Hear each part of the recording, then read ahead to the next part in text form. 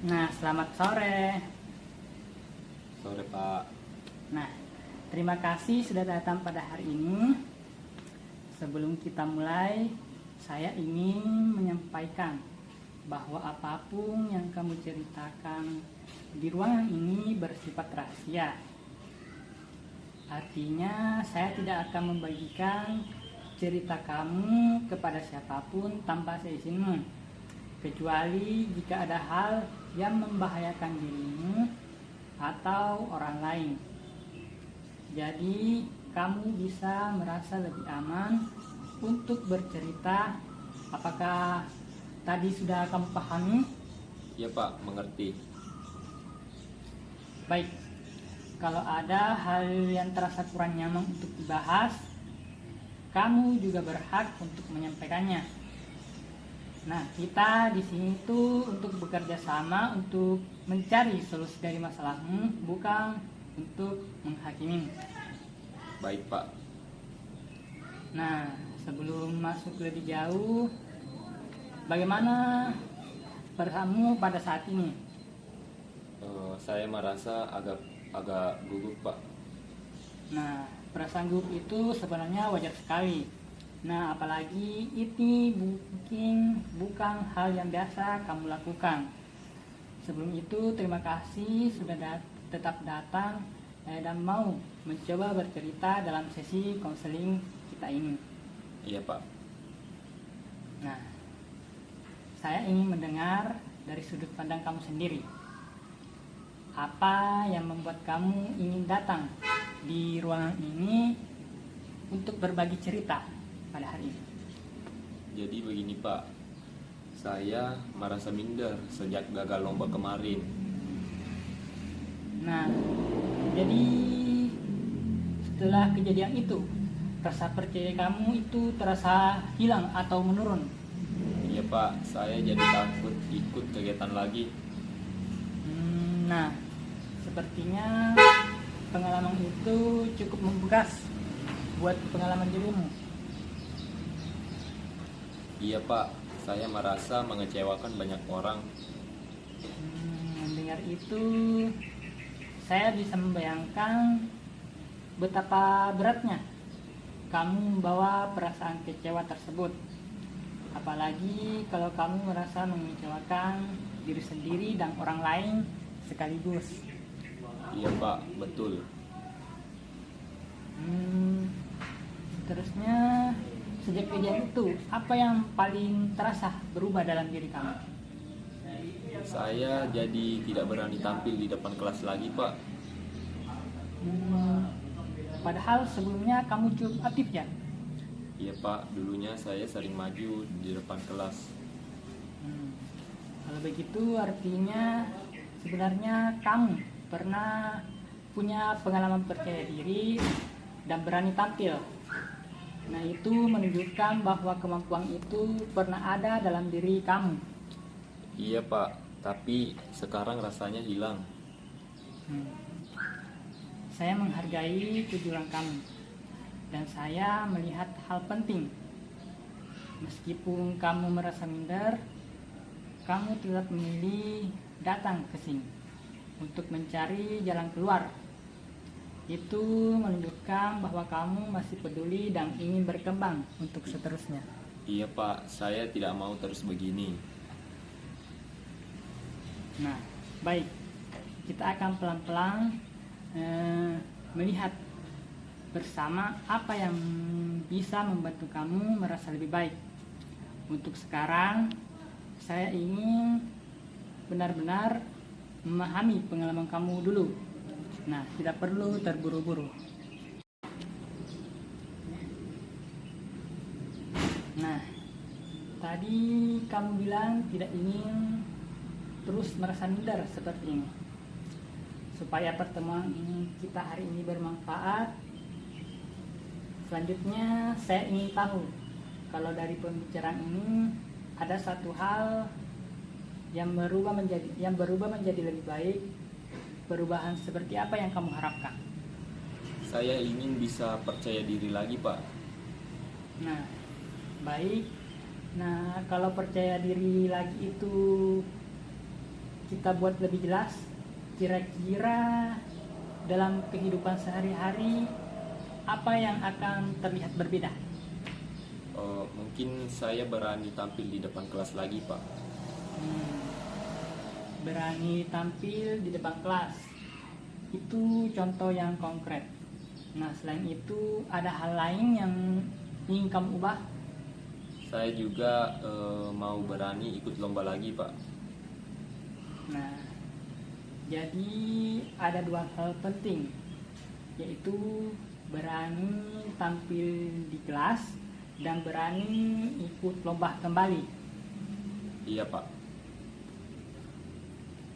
Nah, kalau kita buat lebih spesifik, dalam waktu dekat, misalnya 1 atau 2 minggu ke depan, langkah kecil apa yang menurutmu realistis untuk kita mulai lakukan? Mungkin saya bisa mulai dengan presentasi kelompok dulu, Pak. Baiklah, itu langkah yang bagus dan realistis. Jadi target awalnya adalah berani mempresentasikan dalam kelompok terlebih dahulu. Iya, Pak. Terus kalau dari skala 0 sampai 10, di mana 0 itu sangat tidak percaya diri dan 10 itu sangat percaya diri seperti dulu, kamu merasa berada di angka berapa? Mungkin di angka 4, Pak. Nah, kenapa kamu memilih angka 4, bukan 2 atau 3? Karena sebenarnya saya masih mau mencoba, cuma masih takut aja, Pak. Kalau begitu artinya meskipun ada rasa takut, kamu masih punya keinginan dan keberanian untuk mencoba. Itu kekuatan yang penting. Iya, Pak. Nah, kalau misalnya dalam 2 minggu ke depan kamu bisa naik 1 angka saja dari 4 menjadi 5, apa yang akan berbeda? Saya mungkin lebih berani angkat tangan di kelas, Pak. Nah, baik. Jadi indikator naik ke angka 5 adalah mulai berani angkat tangan dan presentasi kelompok. Iya, Pak. Nah, saya ingin memastikan apakah tujuan yang kita sepakati hari ini adalah yang pertama itu mulai berani presentasi dalam kelompok dalam waktu dekat. Yang kedua yaitu perlahan meningkatkan rasa percaya diri dari 4 menuju 5 atau lebih. Apakah itu sesuai dengan yang kamu inginkan? Iya, Pak, sesuai. Nah, baik, kita akan fokus pada langkah-langkah kecil yang realistis supaya perubahan ini terasa memungkinkan. Nah, tadi kamu juga menyebutkan ingin mulai berani presentasi kelompok dan meningkatkan percaya diri dari 4 ke 5. Nah, saya ingin kita perjelas sedikit supaya langkahnya makin konkret. Kalau presentasi kelompok ini berhasil kamu lakukan, apa yang akan membuat kamu merasa, ya, saya sudah mulai berubah? Kalau saya bisa bicara tanpa gemetar, Pak. Baik, jadi indikatornya adalah berbicara lebih tenang. Selain itu ada lagi? Saya mungkin bisa menyelesaikan bagian presentasi tanpa berhenti lama. Baik, itu sangat spesifik. Jadi bukan hanya berani maju, tapi juga mampu menyampaikan materi sampai selesai. Iya, Pak. Nah, menurut kamu apa yang bisa membantu supaya itu terjadi? Mungkin saya bisa latihan dulu di rumah, Pak. Bagus sekali, latihan sebelum tampil. Nah, berapa kali latihan yang menurutmu realistis? 2 atau 3 kali sebelum hari hanya, Pak. Nah, baik. Jadi rencananya sebelum presentasi kamu akan latihan minimal 2 kali. Itu langkah yang bisa kamu kontrol sendiri. Iya, Pak.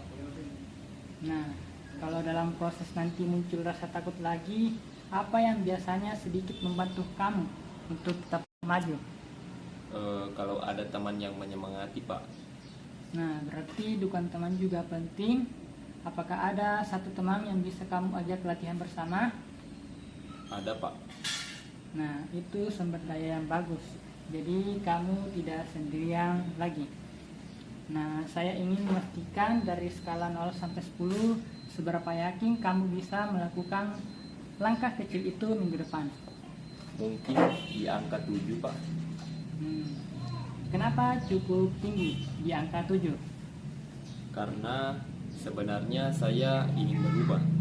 Nah, itu alasan yang kuat. Keinginan berubah adalah modal yang besar. Iya. Nah, kalau nanti kamu berhasil melakukan presentasi itu, sekecil apapun kemajuannya, apa yang kamu katakan pada diri sendiri? Bahwa saya ternyata masih bisa, Pak. Nah, kalimat itu penting.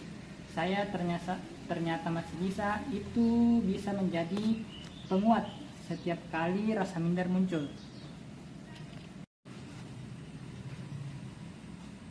Nah, jadi tadi kita sudah membahas target kecil yang ingin kamu capai, seperti berani melakukan presentasi dan mulai meningkatkan rasa percaya diri. Sekarang saya ingin mengajak kamu membayangkan sesuatu. Apa itu, Pak? Misalnya, nanti malam saat kamu tidur, terjadi sebuah keajaiban atau perubahan kecil yang membuat rasa minder itu hilang atau setidaknya jauh berkurang. Tapi kamu tidak tahu persis kapan perubahan itu terjadi karena kamu sedang tertidur. Besok pagi saat kamu bangun, apa hal pertama yang membuat kamu sadar bahwa sesuatu itu telah berubah? Mungkin saya bangun tanpa merasa takut duluan, Pak. Bangun tanpa rasa takut. Apalagi yang menurut kamu berbeda? Saya tidak kepikiran kegagalan akan lomba itu lagi. Kalau begitu, saat kamu bersiap ke sekolah, apa yang kamu lakukan secara berbeda? Saya mungkin lebih semangat, tidak murung lagi. Bagaimana kalau saat di kelas? Saya mungkin berani duduk di depan lagi, Pak. Menarik. Jadi posisi duduk pun berubah. Kalau guru bertanya, apa yang kamu lakukan? Saya mungkin angkat tangan, walaupun jawabannya belum tentu benar. Nah, apa yang teman-teman lihat berbeda dari dirimu? Mereka lihat saya lebih aktif dan tidak menghindar. Nah, bagaimana kalau orang tuamu melihatmu sore harinya? Apa yang akan mereka perhatikan? Mungkin saya cerita tentang sekolah tanpa terlihat sedih. Selanjutnya, dari semua perubahan yang kamu bayangkan tadi, bagian mana yang ingin kamu wujudkan lebih dulu dalam kehidupan nyata? Berani angkat tangan di kelas, Pak.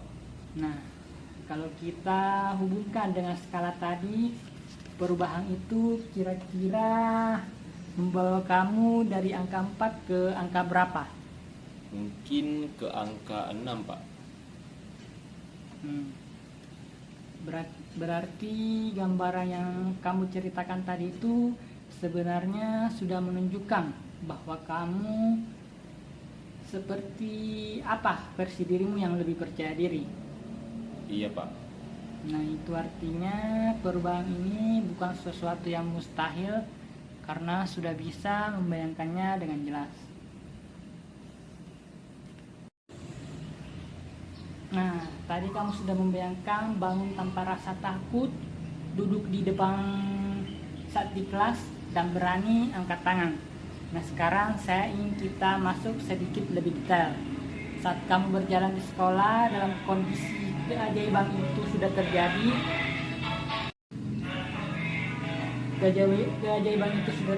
terjadi, apa yang berbeda dari cara kamu berjalan atau membawa diri? Mungkin saya tidak menunduk lagi, Pak. Nah, jadi tubuh kamu akan terlihat lebih tegak. Iya, Pak. Nah, Kalau melihat dirimu yang seperti itu, menurutmu orang lain akan menggambarkan kamu seperti apa? Lebih percaya diri dan tidak terlalu pendiam, Pak. Nah, kalau guru melihat perubahan itu, apa yang mungkin guru katakan? Mungkin guru bilang saya sudah kembali seperti dulu. Terus bagaimana perasaanmu setelah mendengar itu? Saya merasa senang dan lega, Pak.